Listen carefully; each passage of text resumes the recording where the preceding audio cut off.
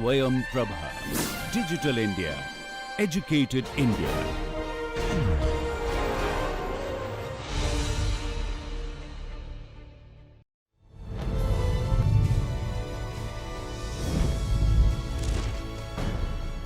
Yoga Karmasu Kaushalam.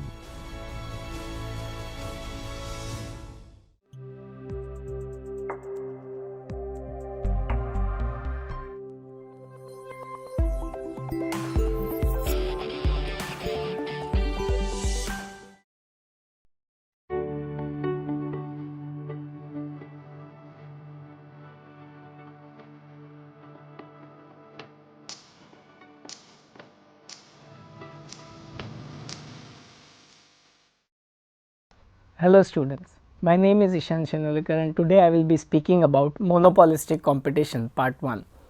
Let us understand the objectives of this session.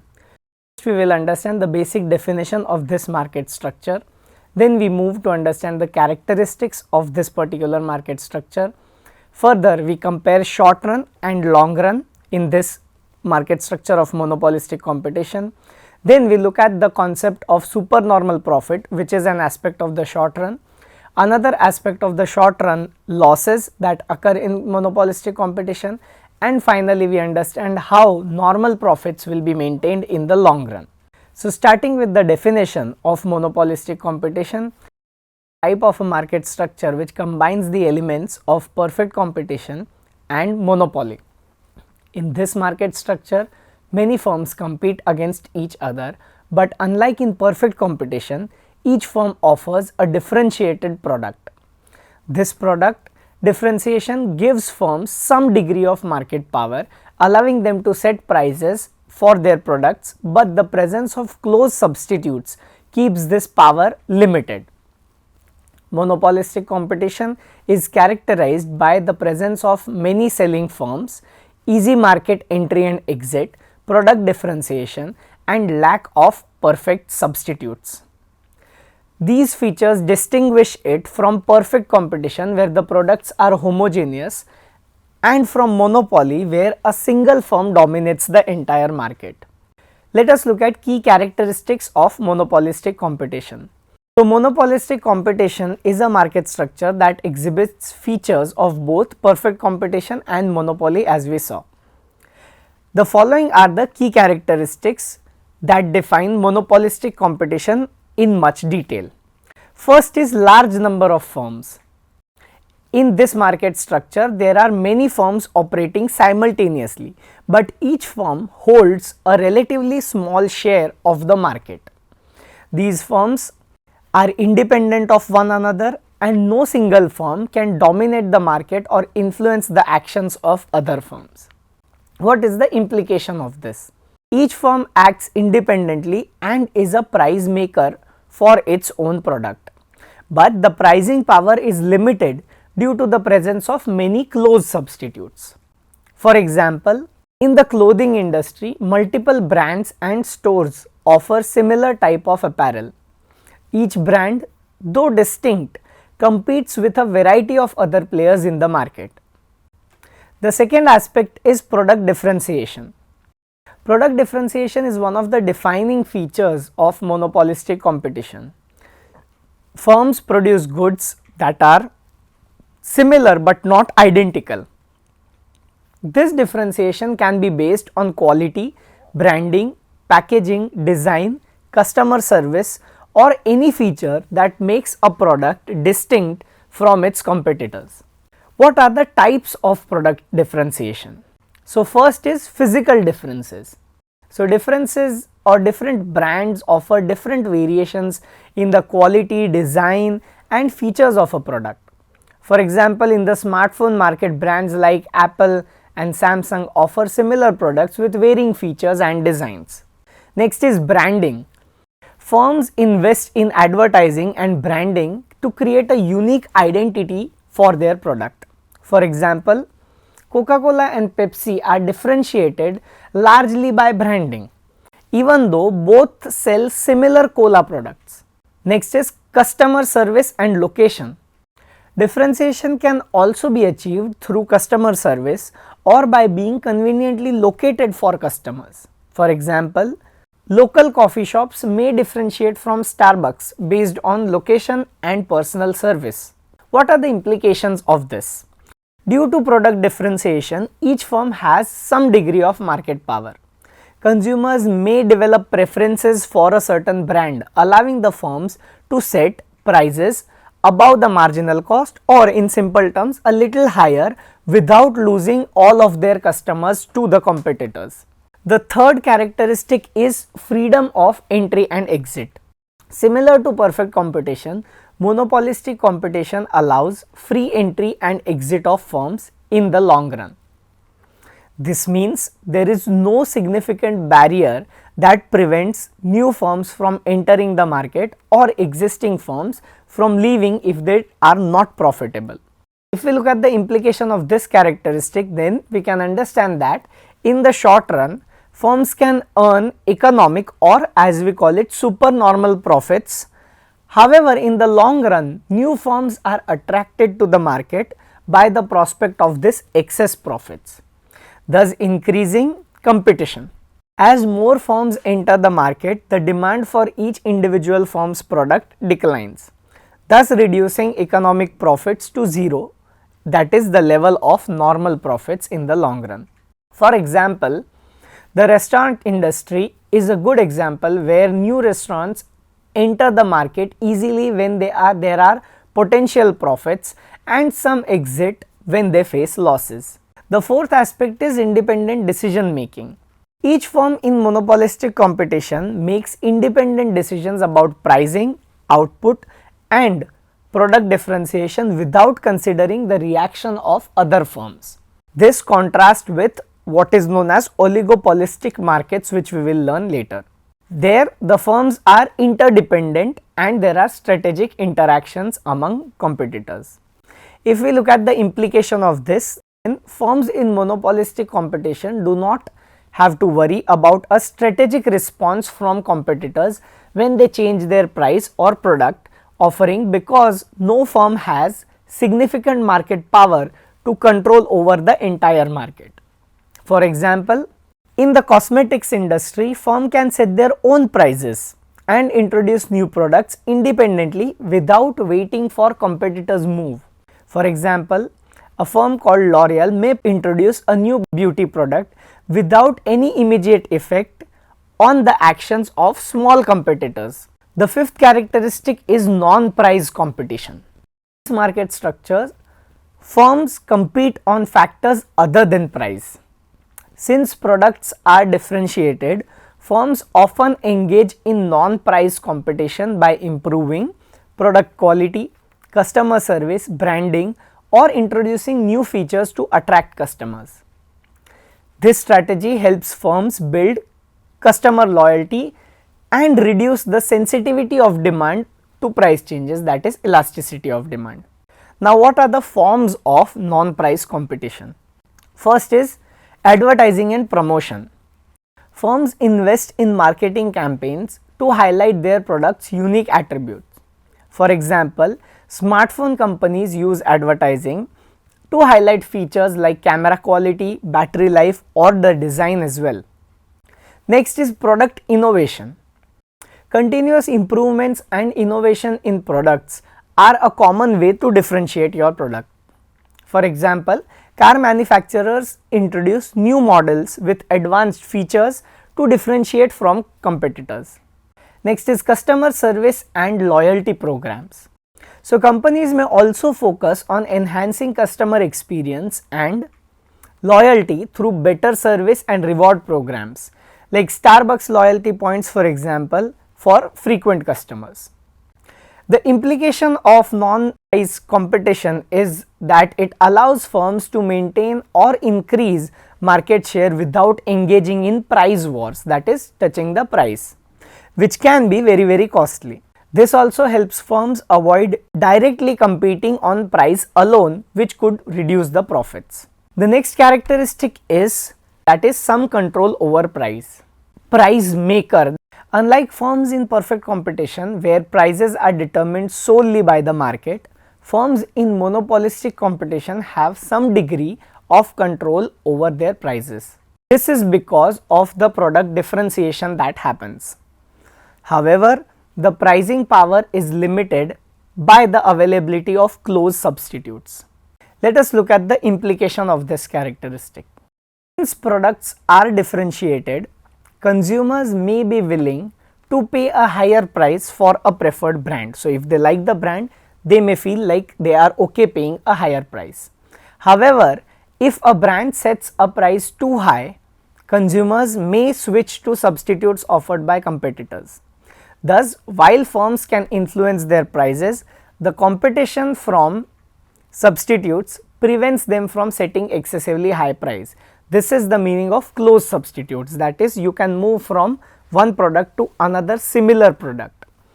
For example, consider the bottled water industry where brands like, let's say, Eva or Evian etc. are existing. In our case, maybe Bisleri or any other brand. They can charge premium prices due to branding and perceived quality differences. However, many lower price substitutes are also available which limit the pricing power of these premium brands. So, for example, you may find a bottle of water for 40 rupees which may brand it as if it may have better minerals or higher level of minerals, but there may also be a bottle of water available for 10 rupees. So, now if the 40 rupee bottle tries to increase the price to 60 or 70, it will start losing its customers because of availability of close substitute. The next characteristic is downward sloping demand curve. Due to product differentiation, firms in monopolistic competition face a downward sloping demand curve. This means that the price of the product increases, the quantity demanded decreases, that is inverse relationship. But the relationship is not as steep as we are going to observe in monopoly, because there are many substitutes that are available in this market. The implication of this is that a downward sloping demand curve allows firms to charge a higher price than the marginal cost, but they must balance this with the potential loss of customers to competitors. Let us look at an example where local bakery increases the price of its specialty cakes. Some customers might continue purchasing due to the product's unique taste or quality, while other customers may shift to another nearby bakery offering similar cake at a lower price. Further, the next characteristic is lack of perfect knowledge.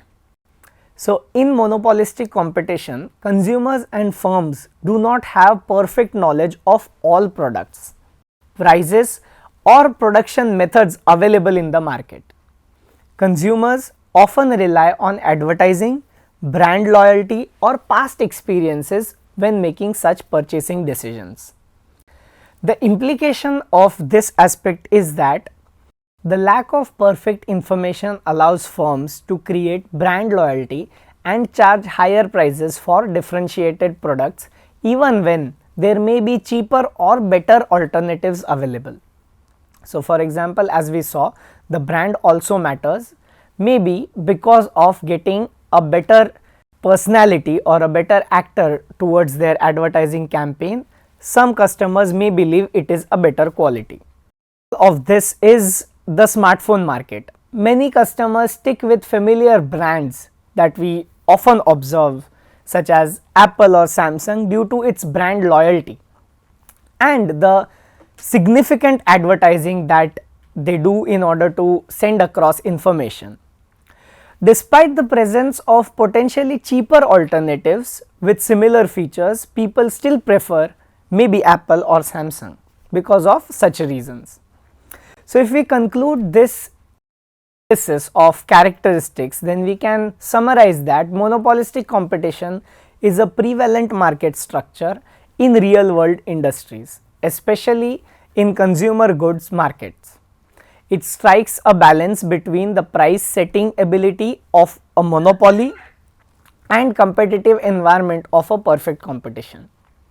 The key characteristics including product differentiation, large number of firms, freedom of entry exit, non-price competition etc. make monopolistic competition a dynamic and important market structure for businesses.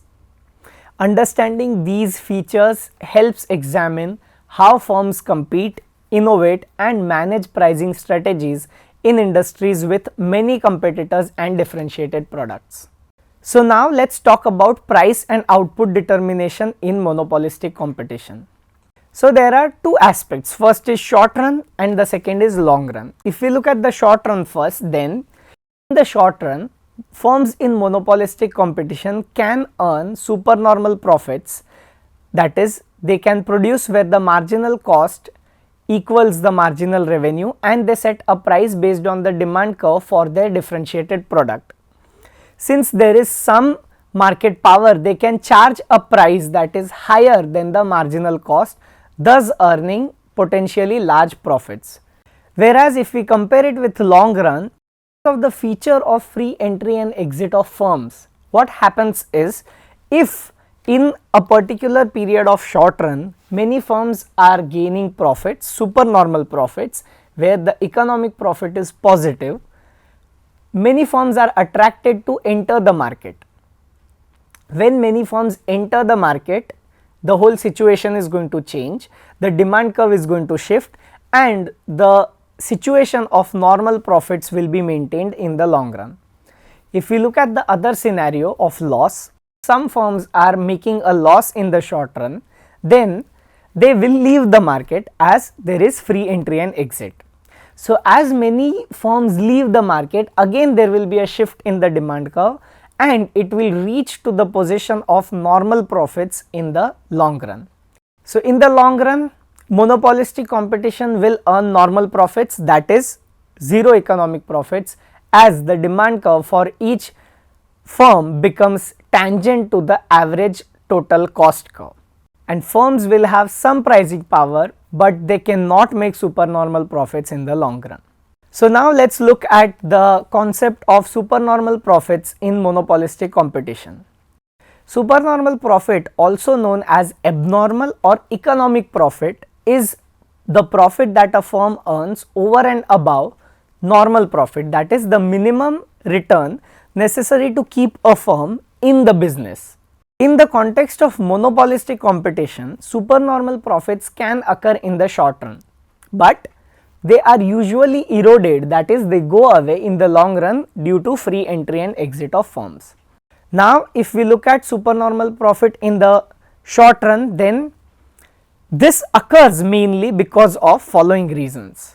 Firms differentiate their products through branding, quality or other factors allowing them to charge a higher price than firms in perfectly competitive markets. Due to product differentiation, each firm has some control over its price. It is a price maker rather than a price taker, which allows it to charge a price above the marginal cost, which was not the case as we observed in perfect competition. So if we look at the profit maximization, firms in monopolistic competition set output where marginal cost equals marginal revenue. So you will see that the quantity is set according to this rule and the price that is charged is based on the downward sloping demand curve of the product. If the price P exceeds average total cost, at the profit maximizing level of output, the firms earn supernormal profits. Now let's look at the graphical representation of this. So the demand curve is downward sloping. Marginal revenue curve lies below the demand curve because the firms must lower its price to sell additional units. Average total cost curve, as we have seen from theory of costs, takes a U shape and the firm earning supernormal profit will be charging a price P at the profit maximizing level Q, which will be greater than this average total cost at the output level Q. And the area between the price and the average total cost curve multiplied by the output, that is a rectangle, as you can see, represents the supernormal profit. This can be observed from the area PQRS. Once again, if you observe, the output M is decided based on the intersection of marginal cost and marginal revenue curve at point E. this point E where marginal revenue and marginal cost intersect, that will determine what is the profit maximizing level of output, here denoted by M if we just drag the line downwards to the x axis, which is output. Now if you look at the average cost curve, which is a U-shaped cost curve, and compare it with the average revenue curve, which is synonymous to demand curve, then the price is being charged according to the average revenue curve. This is natural because the consumers want to serve customers who are willing to pay that higher price, and they are okay to let go some customers. So comparing these two curves, as we can see that the price charged as per the average revenue curve for the profit maximizing level M. So if we just drag the line up to the average revenue curve, it will intersect average revenue curve at point Q, whereas the average cost curve intersects at point S, which is the profit maximizing level of quantity. This gap between Q and S multiplied by the quantity that they sell, that is OM, gives us the shaded area PQRS. This is the amount of supernormal profits that firms earn. Next, we move on to loss in monopolistic competition. In a monopolistic competition market structure, firms can also experience losses in the short run if their revenue is insufficient to cover their costs. While firms aim to maximize profits by setting output where marginal cost equals marginal revenue, there are cases where the price they can charge for their differentiated product is lower than the average total cost of production. In such cases, the firms incur loss. Now, what are the causes of loss in monopolistic competition? When firms enter the market, the demand for an individual's product decreases due to increased availability of substitutes. As a result, the firm may not be able to sell enough output at a price that covers its cost, thus leading to losses. If a firm's product is not significantly differentiated from competitors' products, it may not be able to attract enough customers or charge a premium price or a higher price. This reduces demand and revenues, potentially causing the losses. Firms may incur higher production or operational costs due to factors like inefficiency, expensive inputs, or high fixed costs. And if these costs are not reflected in higher sales price, the firms may operate at a loss. Changes in market conditions such as downturn in the economy, sudden increase in input costs, or changes in consumer preferences can reduce demand for a firm product, and thus it may be incurring huge amount of losses. So if we look at the short run loss in monopolistic competition, firms in monopolistic competition can incur loss if the price P is going to be lower than the average total cost at the profit maximizing level of output. You know how to look at the graph now. Let's quickly analyze it. So the demand curve here and the marginal revenue curve again are downward sloping, reflecting the price making ability of the firm. The firm sets the output where MR equals to MC, as we have seen, but the price determined by the demand curve at this output level, as you can observe from the graph, is lower than the average total cost curve. The area between the average total cost curve and the price shows the firm's losses, which can be visualized as the rectangle between the ATC and price multiplied by the quantity in the graph presented by the area GHTK. Next, we move on to long run profit in monopolistic competition.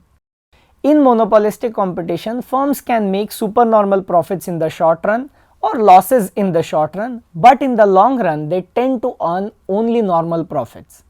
This is because of the absence of significant barriers to entry and exit as well, allowing new firms mainly to enter the market, which gradually erodes the supernormal profits. So if we look at the graphical representation of long run equilibrium, then again the analysis remains exactly the same. Here the demand curve continues to be downward sloping even in the long run, but it becomes tangent to the average total cost curve. meaning the revenue that they earn and the cost that they incur are at the same point. The price, as you know, is charged according to the equilibrium position, that is marginal cost equals marginal revenue. Now, as you consider the equilibrium level of quantity at the intersection of marginal revenue and marginal cost and try to gauge the price for that product, which is given by the intersection of average revenue curve, as you can see in the graph. This point will be tangent to the average total cost curve in the long run. So, LMC is long run marginal cost, LAC is long run average cost. AR is average revenue curve. Point E shows the equilibrium level of quantity where long run marginal cost equals the marginal revenue, and the price charged is equal to point T on the average revenue curve where the long run average cost curve also intersects. So, there is no difference between the average total cost in the long run and average revenue, whether positively or negatively, that may lead to losses or profits, whatever the condition. So, this is the situation that will prevail in the long run in monopolistic competition. I hope you understood this market structure. Thank you so much.